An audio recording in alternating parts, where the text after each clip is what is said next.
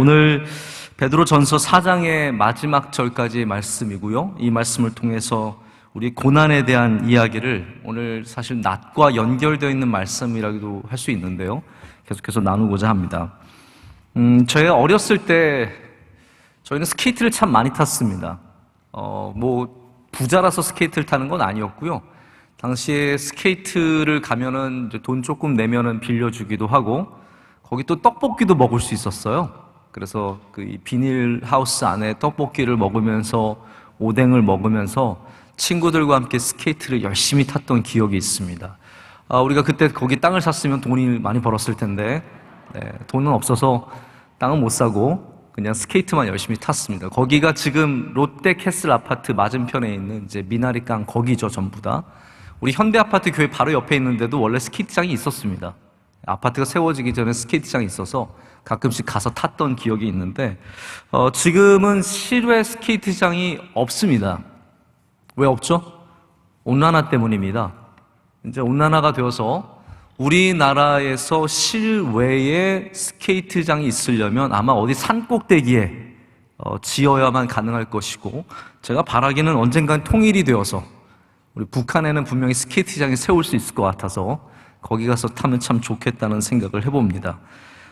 세상이 굉장히 이상해지고 있습니다. 모든 것들이 이상해지죠. 이 질병, 이 코로나 바이러스도 우리 인간이 저지른 그러한 사실은 우리의 산물이다라는 지적이 굉장히 많습니다. 우리 온난화를 비롯해서 자연 파괴라든지 동식물을 하나님이 지켜주시는 어떤 청지기의 자세로 지킨 것이 아니라 남용하고 포획하다 보니까 결국은 이러한 질병들이 인간 사회로 들어오게 되는 것에 대한 그런 굉장히 생태학적인 지적들이 많이 있거든요. 이 어려움 때문에 우리 학생들은 굉장히 이상한 삶을 살고 있습니다. 저는 가장 안 된 아이들이 작년에 초등학교 1학년 학생들, 정말로 초등학교 1학년 학생들은요, 학교가 뭔지 잘 모릅니다.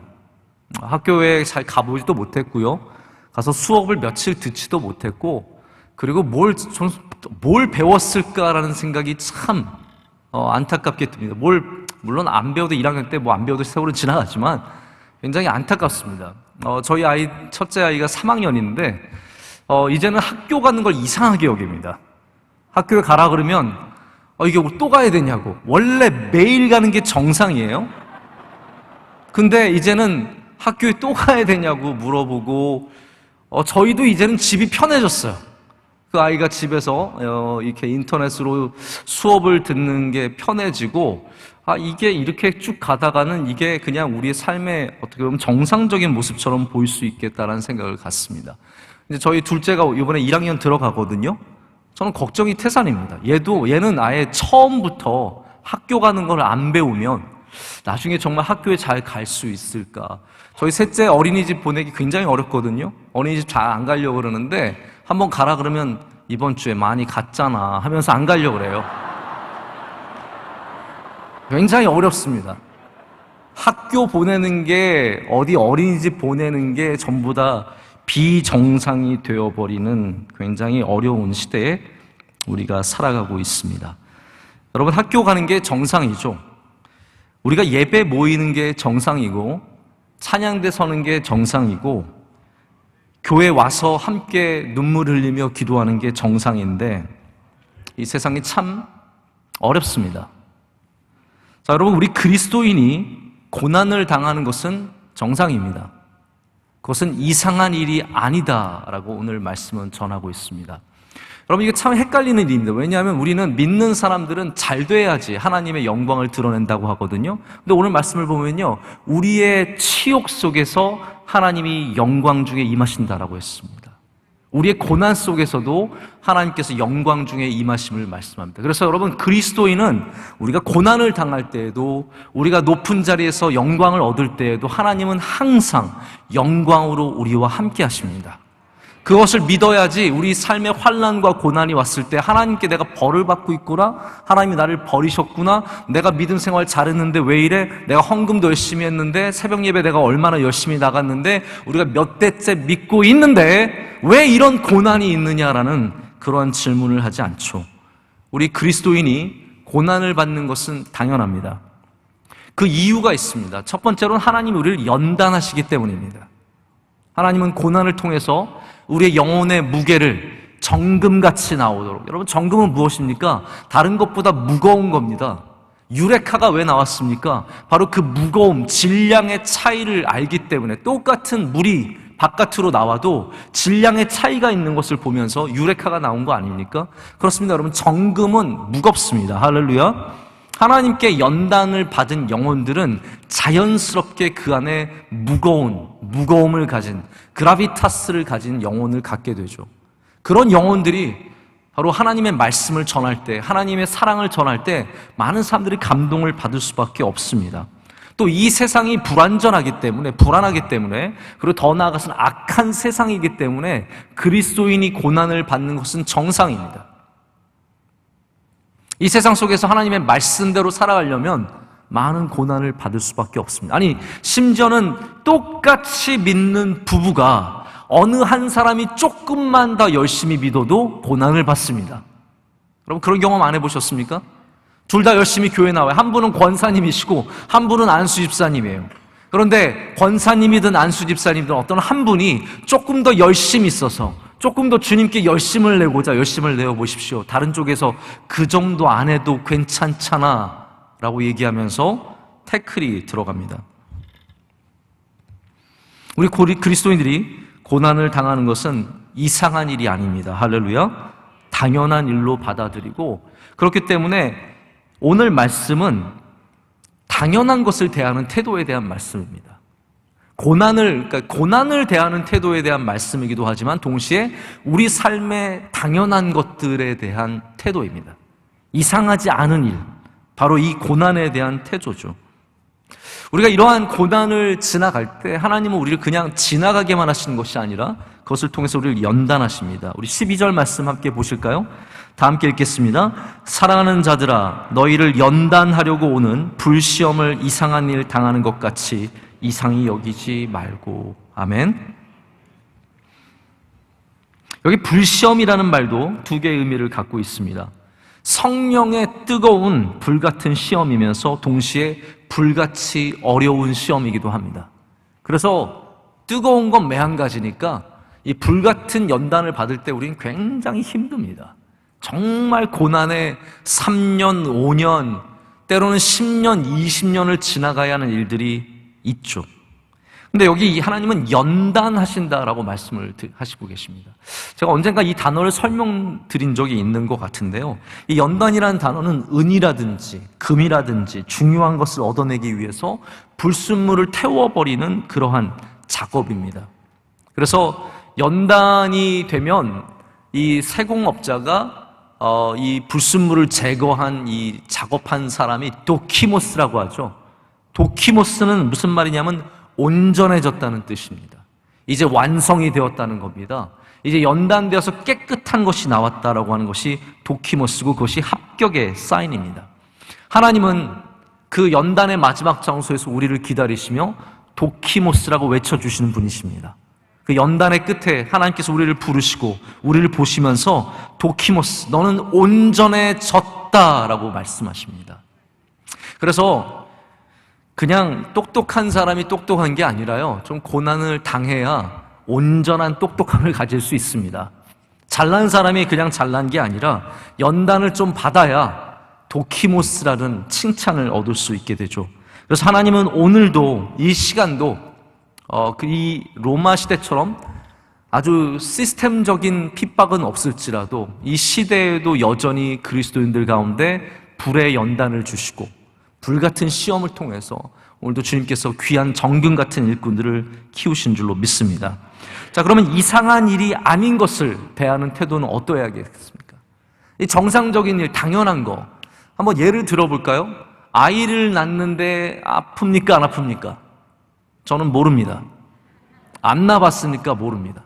그러나 아이를 낳는 것은 아프다는 것은 당연히 짐작해 알 수 있습니다. 저희 아내가 지른 비명소리들, 그 긴 시간 동안 정말 사투를 벌이는 모습을 보면서 그것이 정말로 아픈 것을 알 수 있습니다.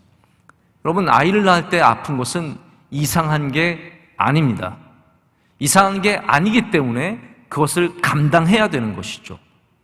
공부가 쉽습니까? 어렵습니까? 우리는 안 해봤으니까 모르죠. 공부는 어렵습니다.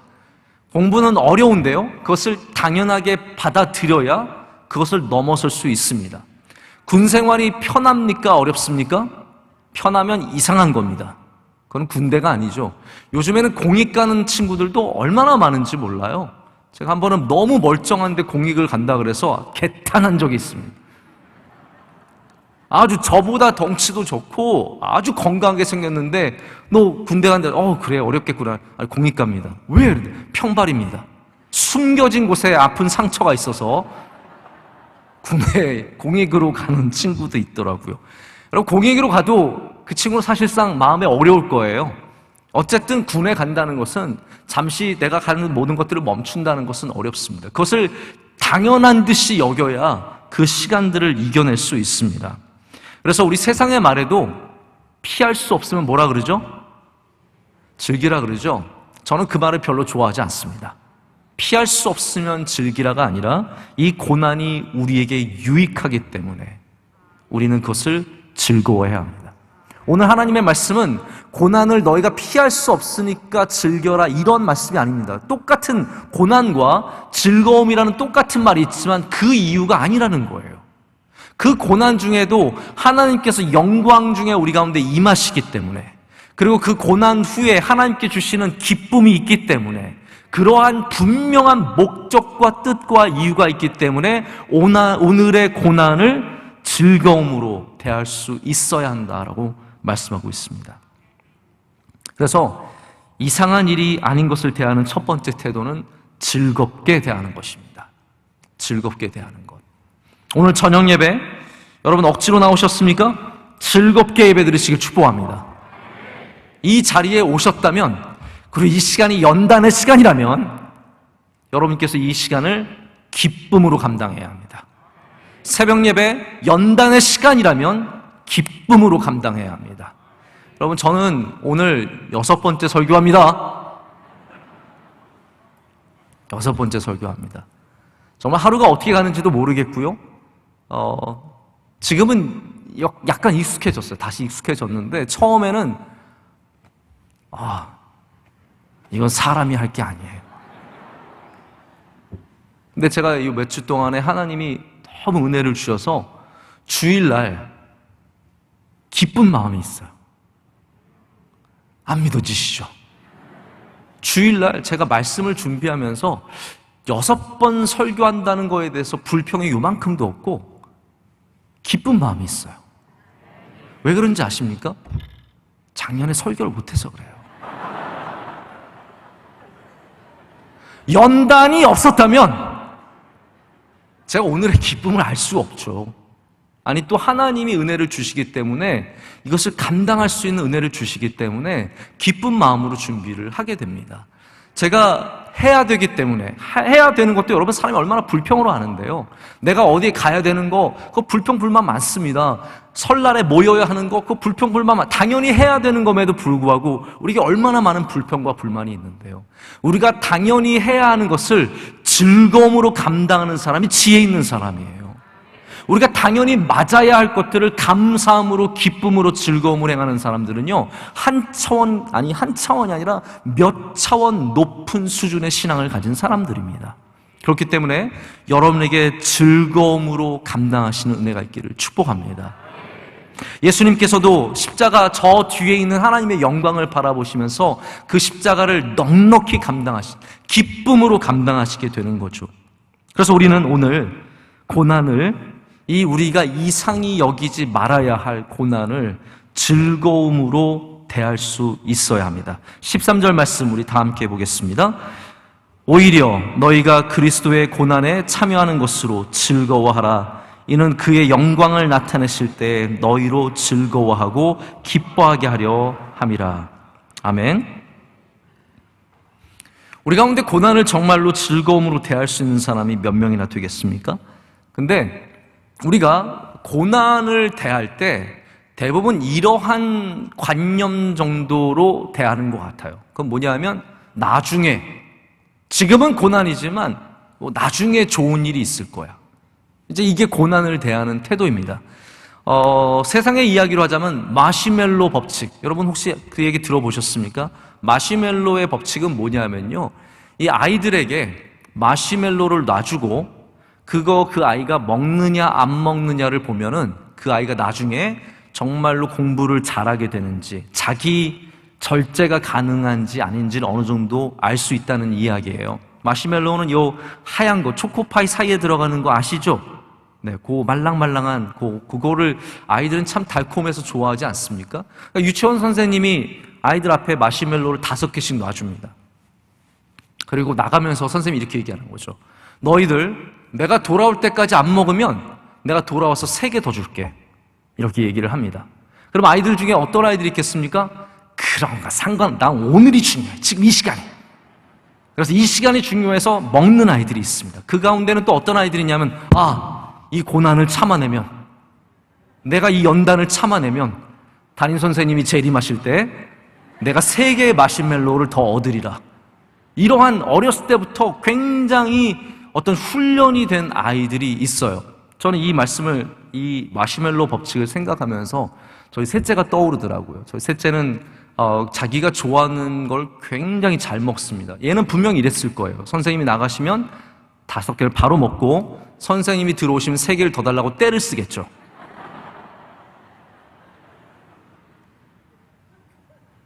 그래서 선생님이 돌아와서 안 먹은 아이들한테 3개를 더 줍니다. 대부분의 이 안 먹은 아이들은 대부분의 아이들이 10년 후에 20년 후에 추적해 보면은 굉장히 자기 절제력을 가져서 사회에서도 두각을 나타내고 성공하는 아이들로 자란다고 합니다.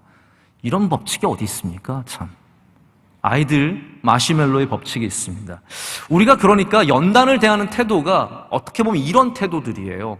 좋은 일이 있을 거다. 이거 참아내면은 앞으로 좋은 일이 있을 거다. 여러분, 그 맞습니다. 오늘 말씀에도 보면 그의 영광을 나타내실 때에 바로 그때가 온다는 거죠. 담임 선생님이 돌아올 때가 온다라는 겁니다. 그때에 너희로 즐거워하고 기뻐하게 하렴이라. 아멘. 바로 미래에 대한 약속의 말씀이 있어요. 근데 오늘 말씀은 한 가지를 더 보태줍니다. 이거 굉장히 중요한 것 같아요. 그건 뭐냐면 그리스도의 고난에 참여하는 것으로 즐거워하라. 다시 말하자면 지금 고난을 당하는 이 순간도 즐거워하라는 겁니다. 어떻게 보면 잔인하죠. 그 미래만 보고 즐거워하고 견디고 버티고 지금은 괴롭지만 어떻게든 견디라는 게 아니라 오늘 이 시간에도 그것을 바라보면서 견디고 즐거워하며 기뻐하라고 말씀하고 있습니다. 여러분 혹시 중요한 미팅, 중요한 장소, 중요한 행사에 초청을 받아보신 적이 있으십니까?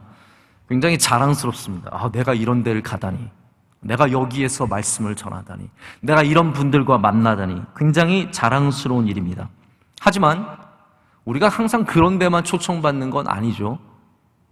우린 때로는 내가 가기 귀찮고 어렵고 가면 고생하는 게 뻔한 그런 일들 가운데도 가야 할 때가 있습니다.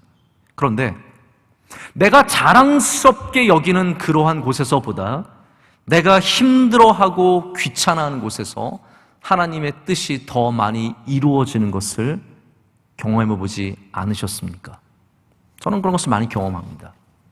내가 남들에게 자랑할 만한 장소, 정말 내 자부심이 하늘을 향해 치솟는 그러한 초청보다 오히려 내가 정말 힘들어서 가기 싫고 별로 가치가 없어서 가기 싫은 어떤 그런 모임에서 하나님께서 훨씬 더 영광을 받으시는 모습들을 발견하게 됩니다. 여러분, 맞습니다. 우리에게 대단한 영광스러운 일이 있을 때도 하나님은 영광을 받으시지만 우리가 어렵고 힘들고 불편한 바로 그곳에서도 하나님은 더 큰 영광을 받으실 수 있으십니다. 그렇기 때문에 우리는 나중에 올 상, 나중에 받을 이 연단을 견뎌서 마시멜로를 안 먹어서 나중에 얻을 상과 기쁨도 바라봐야 하지만 오늘 이 시간도 주님께 감사함으로 기뻐함으로 나아가야 합니다. 이것이 바로 항상 기뻐하라 라는 말씀을 주신 하나님의 뜻입니다. 우리를 향하신 그리스도, 예수 그리스도의 뜻입니다. 우리가 그런 태도를 가질 때 믿지 않는 사람에게 우리는 바로 그리스도인 됨을 증거할 수 있는 기회를 얻게 됩니다. 고난을 얻었을 때 세상을 불평하고 좌절하여서 끊임없이 가슴 아프게 나가는 것이 아니라 그 모든 고난을 감당하는 사람은 바로 하나님의 영광을 드러내는 사람이 되는 것이죠. 여러분, 고난 중에 명예로운 고난이 있어요. 그러니까 어려운 일을 해도 칭찬받는 어려운 일이 있습니다. 우리 교회 안에도 어떤 직분을 맡았을 때 힘들지만 그래도 보상이 많은, 리워드가 많은 그러한 섬김의 자리들이 있습니다. 그런데 하나도 알아주지 않고 나는 정말 다리가 부러지게 일하고 입술이 부르트게 일하지만 아무도 알아주지 않는 그런 고난도 있습니다. 많은 사람들이 영광의 고난은 기꺼이 감당하려고 합니다. 그거 어렵지만 내가 하겠다는 거예요. 왜냐하면 많은 영광이 있으니까요. 하지만 알아주지 않는 고난은 우리 본능적으로 멀리하고 그리고 하고 싶어 하지 않는 마음이 있습니다. 근데 하나님은 이 모든 고난 앞에서 평등하십니다. 할렐루야. 영광의 고난만 하나님께서 기뻐하시는 것이 아니라 아무도 알아주지 않는 그 고난도 하나님께서는 기뻐하시며 하나님의 영광을 나타내십니다. 우리가 기뻐하는 자세, 이 고난을 당할 때 이 자세가 참 중요한 것 같습니다. 이것이 바로 우리 그리스도인됨을 보여주기 때문입니다. 김병삼 목사님의 이야기 중에 이런 이야기가 나오더라고요. 벤저민 프랭클린이라고 하는 유명한 미국 대통령 있지 않습니까? 벤저민 프랭클린은 워낙 모든 면에서 박학다식한 사람이었습니다. 근데 이분이 필라델피아에 당시 이제 뭐 독립하고 얼마 안 됐으니까 필라델피아가 중심지니까 거기서 살았죠. 근데 이분이 길을 보니까 너무 항상 어두운 거예요. 그래서 생각을 해낸 게, 야, 우리도 가로등을 좀 만들어야겠다. 가로등을 만들어야겠다. 근데 아무도 그 의견에 동의를 안 해요. 그래서 이분이 혼자서 예쁜 등을 샀습니다. 예쁜 등을 산 다음에 그 다음에 큰 높은 막대를 세우고 거기에 등을 밤에 켰습니다. 예쁜 등이 그 집 앞에 켜져 있는 거죠. 사람이 다니면서 그 등을 봅니다. 멀리서 보니까 어디서 불이 반짝이고 있어요. 그게 벤자민 프랭클린 집 앞에 있는 가로등이었죠. 바라보니까 어때요? 좋아요. 그 앞을 지나갈 때 그 등이 있어서 뾰족히 나온 나무에 그 돌에 걸리지 않고 넘어지지 않고 밤에도 그 길을 다닐 수 있는 거예요. 보니까 좋아요. 그럼 어떻게 됐겠습니까? 많은 사람들이 너도 나도 내 집 앞에 아름다운 등을 사서 바로 가로등을 설치하게 되었죠. 그래서 미국에서 첫 번째 가로등이 있는 도시가 바로 필라델피아가 됩니다. 어떠한 여기 중요한 교훈이 있습니까? 벤저민 프랭클린이 바로 그 가로등을 세웠고 남들이 그것을 보게 했다라는 겁니다. 멀리 있는 사람들조차도 마치 우리가 불을 등경을 숨길 수 없듯이 이 벤자민 프랭클린 집 앞에 있는 불을 보면서 많은 사람들이 감동을 받게 된 거거든요. 도전을 받게 된 거거든요. 여러분, 우리 그리스도인이 해야 될 일이 바로 이런 일들입니다. 할렐루야. 이 세상에 도전을 주는 일들을 해야 합니다. 남들이 다 원망하고 다 괴로워하고 다 포기할 때 우리는 예수님을 믿는 사람들로서 다른 불을 밝혀야 합니다. 다른 불을 밝힐 때 많은 사람들이 그것을 보면서, 아, 예수님 믿는 게 이런 거구나. 예수님 믿는 사람은 이러한 자세를 갖고 있구나. 이러한 마음을 품고 있구나를 볼 수 있게 되기 때문입니다. 여러분, 코로나 시대에 우리가 밝혀야 할 불이 있다고 저는 분명하게 믿습니다. 우리 교회가 이 세상을 향해서 보여줘야 할 가로등의 모습이 있다고 저는 분명히 믿습니다. 이 어려운 때에도 우리는 소망을 갖고 희망을 갖고 그리고 더 나은 미래를 위해서 우리 복음으로 나아갈 때 많은 세상의 사람들이 보고 은혜를 받고 도전을 받고 주님께로 돌아오는 은혜가 있을 줄로 믿습니다. 자, 두 번째 우리가 가져야 할 자세는 뭐냐면요, 하나님의 영광이 나타날 때가 오는 것을 믿는 자세입니다. 하나님의 영광이 나타날 때가 옵니다. 그것이 바로 우리가 방금 읽은 13절의 말씀 가운데 있습니다. 우리 기쁨이 현재의 고난 속에서도 기쁨이 있어야지만 하나님의 영광이 반드시 나타난 것에 대한 기쁨이 있어야 된다는 것이죠. 하나님은 신실하셔서 하나님이 만드신 모든 것들은 신실함을 내포하고 있습니다. 그래서 새벽은 항상 성실하게, 아침은 성실하게 우리에게 다가옵니다. 아무리 봄이 오는 가운데 추운 날이 와도, 저는 오늘 깜짝 놀랐습니다. 오늘 왜 이렇게 날씨가 따뜻합니까? 제가 올라왔다가 혼자서 막 땀을 다 흘렸어요. 보니까 여기 온풍기가 켜져 있는 거예요. 저를 쪄 죽이시려고.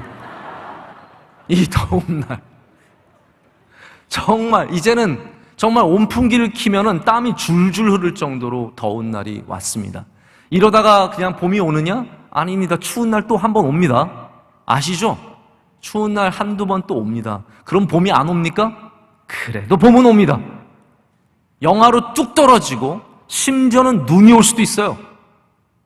한 번 더 왔으면 좋겠습니다.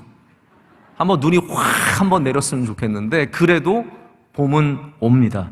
하나님의 때가 오는 것을 세상이 막을 수가 없습니다. 하나님의 때가 오는 것을 그 어느 누구도, 세상의 모든 권력과 힘과 능력을 가진 사람도 하나님의 때가 오는 것을 막을 수 없습니다. 마치 새벽이 반드시 오는 것처럼 하나님의 때가 우리의 삶 가운데 반드시 올 줄로 믿습니다. 고난을 당하다 보면 그 때가 언제인지 우리는 잘 모릅니다. 다윗의 많은 노래가 그 때가 언제입니까예요. 그 때가 언제죠? 하나님, 언제 제가 회복될 수 있습니까? 언제 제가 원수의 이 수많은 공격에서 살아남을 수 있습니까? 제가 언제 여기서 벗어날 수 있습니까? 라고 했지만 어느 순간 하나님의 때가 다윗에게 다가갔습니다. 여러분, 마찬가지입니다. 우리 고난을 당할 때는 하나님 언제까지 하시려고요? 이게 언제 끝납니까? 라고 외칠지 모르지만 하나님의 때는 반드시 우리의 삶 가운데 올 줄로 믿습니다. 우리가 고난의 일들 가운데도 하나님의 영광이 나타날 것을 믿는 이유가 있습니다. 왜냐하면 우리의 고난은 하나님이 주신 것이기 때문입니다. 여러분, 이걸 분명히 이해하셔야 됩니다. 오늘 15절 말씀 한번 보실까요? 15절 말씀엔 이렇게 적고 있습니다. 다 함께 읽겠습니다. 너희 중에 누구든지 살인이나 도둑질이나 악행이나 남의 일을 간섭하는 자로 고난을 받지 말려니와. 아멘. 자, 베드로는 이 말씀에서 우리가 당하는 고난을 정확하게 구별해 줍니다. 마치 알곡과 결을 분리하듯이 분리해 줍니다. 하나님께서 불의 연단을 주시는 것은 하나님의 때가 올 때 멈춥니다. 그러나 만약에 세상에서 우리가 악한 일로, 누구를 죽인 일로, 누구의 것을 빼앗은 일로, 누구를 속인 일로 우리가 죄악의 그 결과로서 고난을 받는다면 그것은 우리는 하나님의 때가 언제 올지 불확실하게 되는 일들입니다. 우리가 하나님의 때가 오는 것을 확실할 수 있는 이유는 우리의 고난을, 이 모든 고난 속에서 하나님의 주권이 있으시기 때문이라는 거죠. 여러분, 그래서 만약에 여러분이 여러분의 죗값으로 당하는 고난이 아니라면, 아니, 죗값으로 당하는 고난은 오히려 그 마지막이 분명합니다. 우리 감옥에서 10년, 20년 형을 받으면 그걸 마치면 나오는 거죠. 오히려 우리는 더 불확실합니다. 하나님이 주신 고난이 언제 끝날지 아무도 모르는 거죠. 그러나 성경은 그렇지 않다는 거예요. 하나님의 주신 고난의 마지막 때는, 하나님의 때는 반드시 오게 되어 있다는 겁니다. 그렇기 때문에 우리 더욱더 소망 가운데 하나님의 영광이 나타날 것을 바라보며 나아가야 합니다. 세 번째는 하나님의 영이 지금 우리 위에 계심을 믿어야 합니다. 자, 고난을 당하는 이상한 일이 아니라 아주 정상적인 고난을 당하는 우리 그리스도인들은 이 시간 하나님의 영이 우리 위에 계심을 믿어야 합니다. 이거 굉장히 중요한 말씀이죠. 14절 말씀 다 함께 읽겠습니다. 너희가 그리스도의 이름으로 치욕을 당하면 복 있는 자로다. 영광의 영, 곧 하나님의 영이 너희 중에 계심이라. 아멘. 그렇습니다. 하나님의 영광이 우리 가운데 계시고, 이것을 더 구체적으로 말하면 하나님의 영광이 우리 위에 있다라는 표현을 씁니다. 이거는 구약 성경에 자주 나오는 표현이에요. 여러분, 어디서 봅니까? 바로 광야에서 이스라엘 백성들이 성막을 짓고 그리고 하나님께 예배할 때 그 하나님의 영이 그들 위에, 그 장막 위에, 그 성막 위에 임하시는 장면이 나옵니다. 그것을 히브리어로 쉐키나라고 하죠. 이 쉐키나는 하나님의 영광이라는 뜻인데, 하나님의 영광이 불기둥처럼 그들 가운데 임하시는 장면들입니다. 여기 지금 그 똑같은 히브리 사람들이 굉장히 친숙한 그 표현을 쓰는 거예요. 우리가 치욕을 당할 때, 우리가 그리스도의 이름으로 치욕을 당할 때, 치욕이란 말 그대로 부끄러움을 당하는 거예요. 내가 예수님 믿는데 고난을 당하면 부끄러울 때가 있잖아요. 내가 예수님 잘 믿는데 어려움이 닥쳐오면은 정말 할 말 없고 부끄러울 때가 있잖아요. 그때도 하나님의 불같은 임재하심이 우리 위에 있다라는 것이죠. 여러분, 그것은 우리가 믿음으로 고백해야 되는 겁니다. 우리 위에 불이 보입니까? 안 보입니다. 그러나 저는 분명하게 믿습니다. 우리의 고난 중에도 하나님의 영광이 우리와 함께 하시는 줄로 믿습니다. 그래서 우리가 굉장히 영광스러운 자리에서 하나님의 영광이 우리에게 임할 것 같지만, 오늘 베드로전서의 말씀은 우리가 고난 중에 있을 때, 우리가 환난 중에 있을 때 하나님의 영이 우리 가운데 임하시며 영광을 받으실 것을 말씀하고 있습니다. 제가 가끔 소개하는 스펄전 목사님, 침례교 목사님이고 세계 최고의 설교자로 알려진 스펄전 목사님은 굉장히 지병이 많으셨어요. 고난이 많으셨어요. 여러분, 그 정도 세계적인 설교자고 그분의 교회는 그 당시 이미 4,000석이었어요. 생각을 해보세요, 여러분. 마이크가 제대로 있지도 않은 시대에 4,000석에서 성도들에게 말씀을 전하고 어마어마한 아주 센세이셔널 그러한 목사님이셨는데, 그분은 일찍부터 통풍이라든지 아주 많은 질병들을 안고 사셨고, 그래서 오래 못 사셨어요. 이분이 아프면 너무 아파서 움직일 수가 없고 숨 쉴 수조차도 없었고, 정말 아파서 프랑스 남부 지역으로 정말 요양을 가야 할 정도, 아주 자주 왔다 갔다 하셨어요. 그 정도로 몸이 안 좋으셨어요. 그때 많은 분들이 스펄전 목사님을 안타까운 마음으로 찾아와서 위로를 많이 했죠. 근데 그분이 늘 하시는 말씀이 있었다고 합니다. 이렇게 아프신데 어떡하세요? 그렇게 물어보면 이분은 늘 이렇게 얘기하셨대요. 물론 아프죠. 고통스럽습니다. 그러나 제 고통보다도 주님이 제게 더 가까이 계십니다. 라고 말했다고 합니다. 여러분, 고통보다 주님이 더 가까이 계십니다. 우리가 고통받는 중에도, 고난 속에 있을 때에도 그 고난보다 우리에게 더 가깝게 임하시고 영광 가운데 임하시는 분이 하나님이십니다.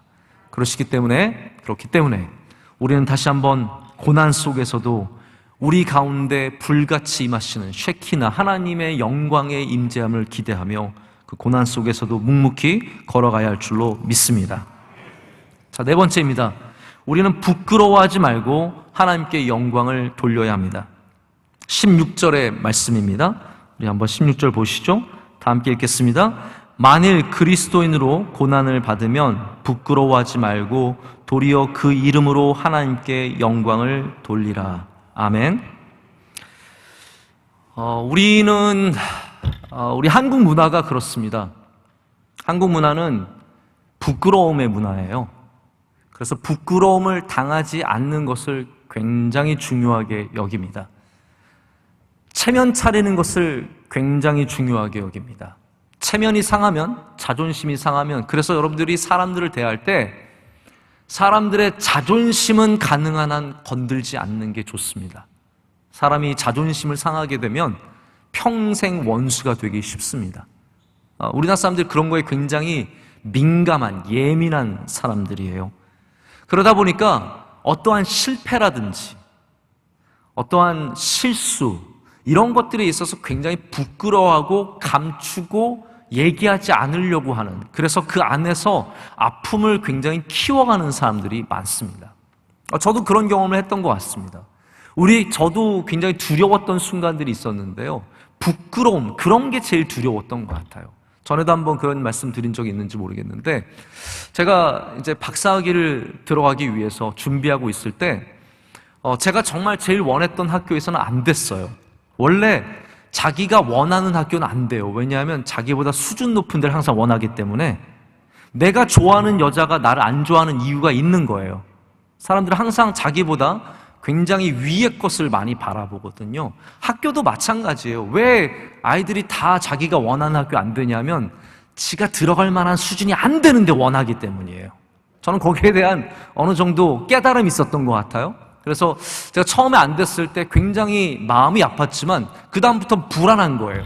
뭐가 불안하냐면 이제 다 떨어지면 생각해 보세요. 제가 는 곳이 한 3-4곳 정도 됐는데 이거 다 떨어지면 한국 가야 되잖아요. 제가 한국을 가는 건 두렵지 않아요. 그런데 한국 가서 뭐라 그러겠어요? 왜 돌아왔냐 그러면 학위를 마치고 돌아왔습니다. 그러겠습니까? 떨어져서. 박사학위가 안 돼서 돌아왔다. 원로 목사님은 얼마나 다니시면서 말씀하시기 부끄러우시겠어요? 다니시면서 우리 아들이 박사학위 이번에 떨어져가지고 한국에 들어왔는데 갈 데가 없어서 명석교회 왔어요.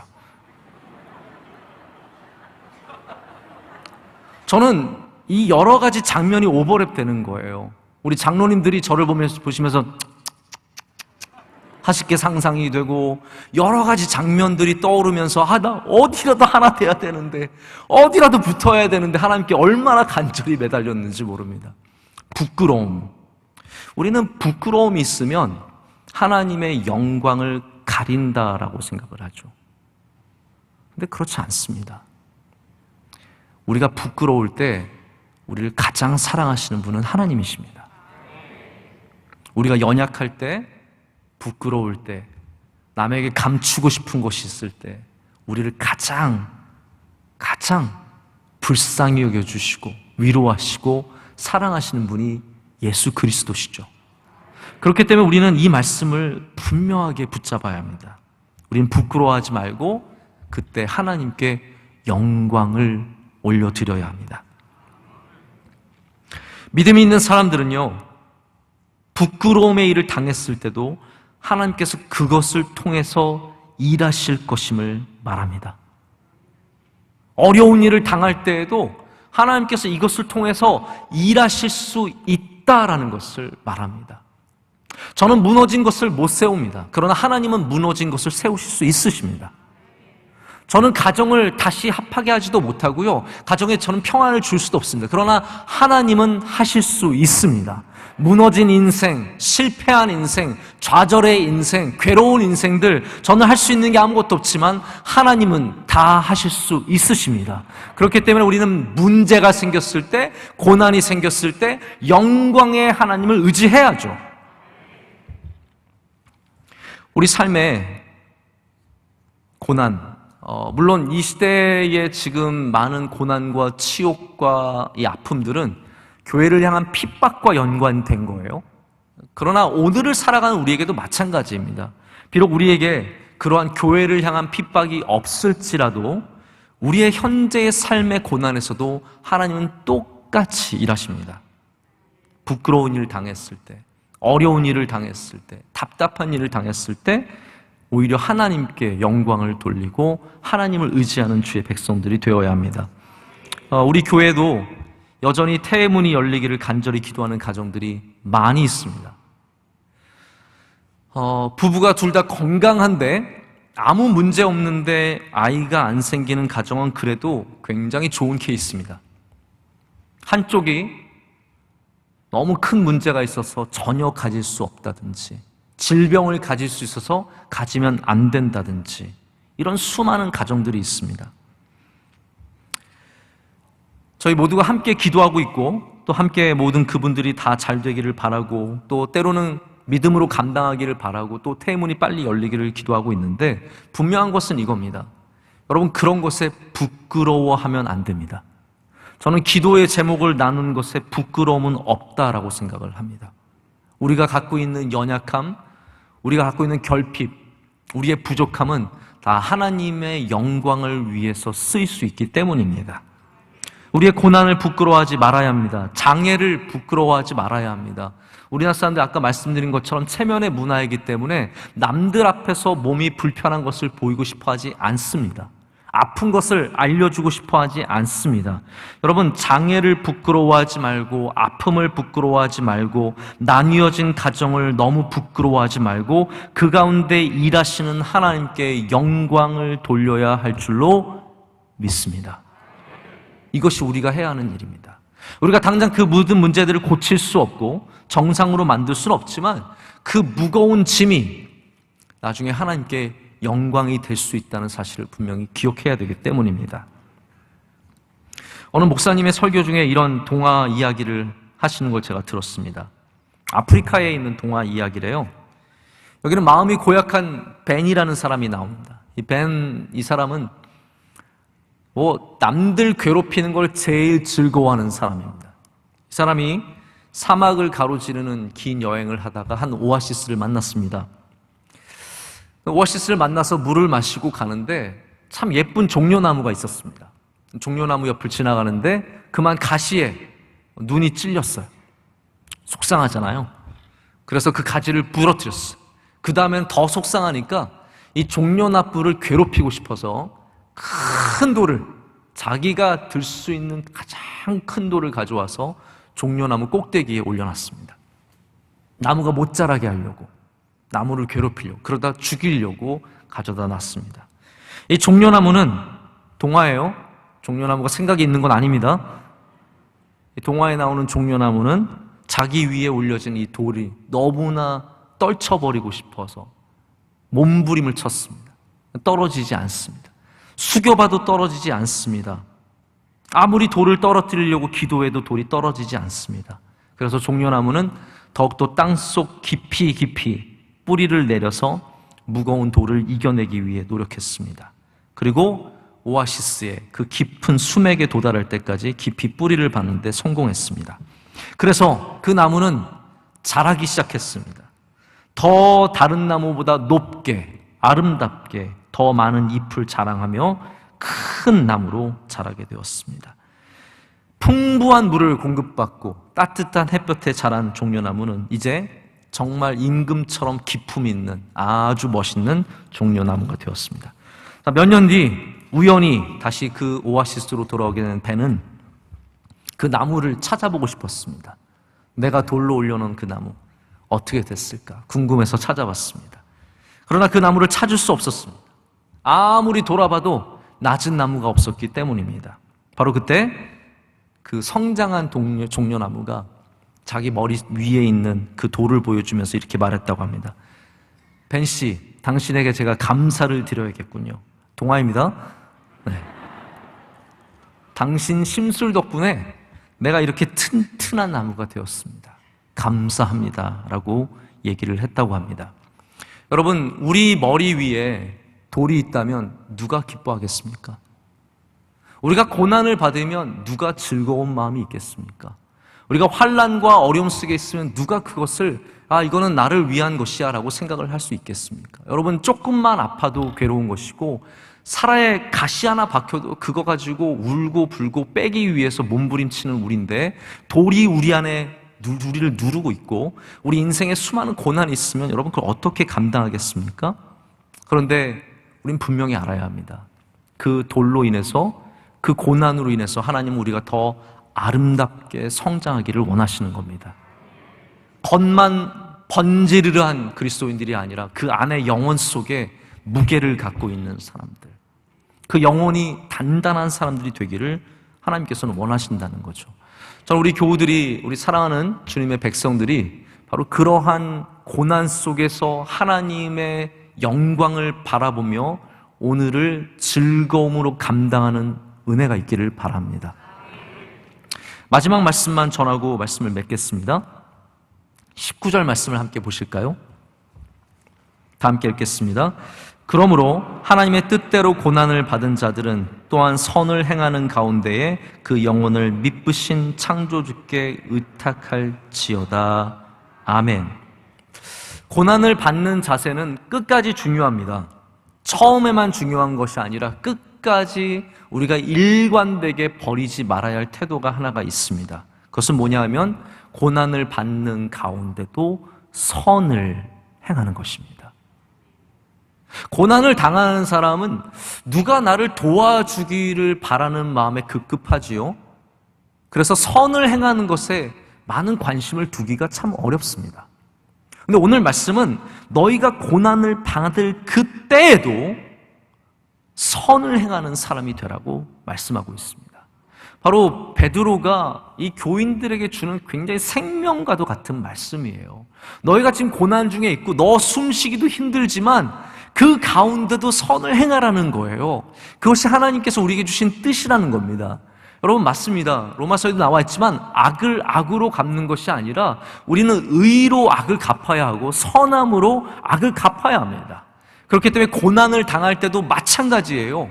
고난을 당할 때에도 우리가 선을 행한다는 사실은 변하지 않는다라는 거예요. 어려우면 누가 나 도와주기를 바라는 마음만 있지요, 내가 누구를 도와주는 것에 대한 관심을 참 갖기가 어렵습니다. 그런데 제가 가끔 정말 훌륭하신 분들을 보면은 그분들이 갖고 있는 공통점이 다 이거예요. 나에게 아픔과 어려움과 수많은 환난이 있지만 여전히 남을 돕는 선한 일들을 행하시는 분들이시라는 거죠. 제가 미국에서 섬겼던 한 교회는 그 목사님이 우리 원로 목사님을 굉장히 벤치마킹을 하셨어요.